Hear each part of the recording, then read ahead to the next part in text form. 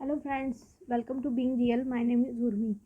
तो जैसा कि हम देख रहे हैं कि अभी कुछ दिनों से घर में माहौल गरमाने लगा है। कुछ लोग अपने लिए बोल रहे हैं, अपना स्टैंड ले रहे हैं, वहीं कुछ लोग फुटेज के लिए अननेसेसरी ड्रामा कर रहे हैं। जैसा कि कल शार्दुल ने किया, जब बिग बॉस ने कविता को कन्फेशन रूम में बुला के घर को सैनिटाइज करने के बारे में बताते हुए जो आदेश दिया, वो कविता सभी को आके समझाती हैं, जो कि उनकी ड्यूटी है एज ए कैप्टन। पर शार्दुल ने वहाँ फुटेज के लिए थोड़ा बात को लंबा खींचा और फुटेज लिया 15 मिनट का, क्योंकि उनके खुद का कुछ उनके पास नहीं है। ना वो एंटरटेन कर रहे हैं, ना ही वो घर वालों से इतना बातचीत करते दिखते हैं हमें। तो उन्होंने कहा कि वो मजाक कर रहे थे, पर हमें मजाक कहीं से नहीं लगा। पर कविता ने उसे बहुत ही अच्छे से और लाइटली लेते हुए बात को लेट इट किया, वरना शार्दुल फुल मूड में थे कि थोड़ा आर्ग्यूमेंट्स को बढ़ाया जाए और ड्रामा हो और फुटेज लिया जाए, क्योंकि उनके पास ये एक ही तरीका है। फिर रेड जोन में राहुल और जान में बहस हो जाती है, जो कि निक्की की वजह से हो रही है।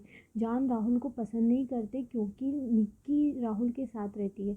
जान के आगे पीछे निक्की है और निक्की को पता है कि कोई घर में एक इंसान ऐसा होना चाहिए जो उनके साइड के काम कर सके। जान से बड़ा बेवकूफ़ कौन हो सकता है, ये निक्की जानती है। राहुल जान को कहते हैं कि ऐसी बातें कुमार सानू जी के बेटे के मुंह से शोभा नहीं देती, जिस पर जान पलट कर उनकी औकात पर आ जाते हैं, बहुत कुछ सुनाते हैं, उन्हें और भी उल्टा उल्टा बोलते हैं। राहुल ने बस एक बार उनके फादर का नाम लिया था, वो भी रेस्पेक्टफुली, जिसके बाद जान ने उन्हें काफ़ी कुछ सुनाया। अपनी औकात में रहे, सड़क छाप, तेरी अब ब्रिंगिंग दिख रही है एंड ऑल। पर फिर राहुल ने पलटकर उन्हें जवाब नहीं दिया, जबकि ये कुछ नया नहीं है कि बिग बॉस में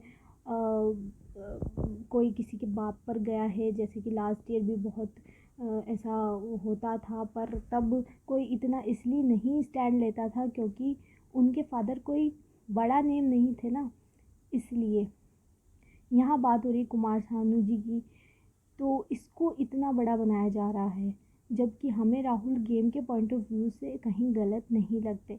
ऐसा पहले भी होता आया है। फिर बात आती है कैप्टनसी टास्क की, जो कि रेड जोन वालों के हाथ में होता है कि वो किसको रखे और किसको निकाले। निक्की नैना का बैग छीन लेती है और फिर उन्हें आउट करके संचालक बना देती हैं। और फिर बाद में जान और राहुल जाते हैं और राहुल जैस्मिन के बैग छीनने की कोशिश करते हैं और उन्हें तरीके से 3 बार समझाते हुए बैग छोड़ने के लिए बोलते हैं। उन्होंने कोई धमकी नहीं दी हमें, एज ए व्यूअर हमने सबने ये चीज़ देखी, लेकिन जैस्मिन ने नहीं माना। फिर राहुल एकदम से बैग छीन लेते हैं, जिस पर जैस्मिन एकदम से बौखला जाती हैं और अननेसेसरी ड्रामा करती है, जो कि क्लियरली दिख रहा था वो अपने सीरियल के कैरेक्टर में पूरा घुस चुकी थी। बिल्कुल भी अच्छा नहीं लगा जो भी उन्होंने किया।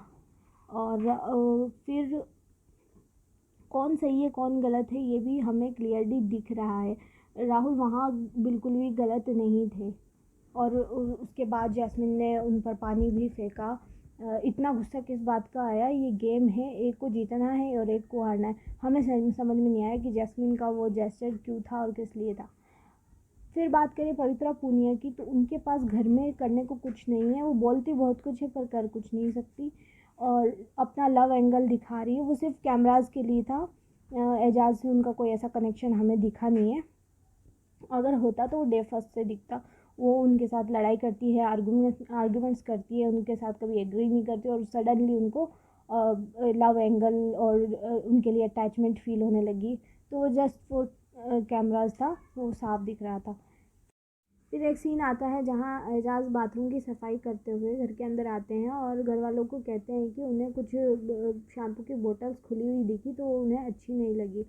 सिर्फ इतना कहना था उनका, जो कि गलत नहीं था। कोई भी अगर सफाई करेगा तो उनको ये चीज़ बुरी लग सकती है। इसका सपोर्ट अभिनव ने किया और बहुत अच्छे से किया, लेकिन वो चीज़ शायद निशांत को समझ में नहीं आई। जैसा कि मैंने स्टार्टिंग में कहा कि कुछ लोग बिना किसी बात को लेकर इशू बना रहे हैं, तो वही चीज़ निशांत ने करी वहाँ जाके, और एजाज को काफ़ी कुछ सुनाया उन्होंने। उन्हें लग रहा था वो कैमरा पे अच्छा दिख रहा है, बट वो बिल्कुल अच्छा नहीं लग रहा था। तो ये था आज का रिव्यू, और मिलते हैं कल। So stay tuned with us, तब तक के लिए like share and subscribe. Thank you.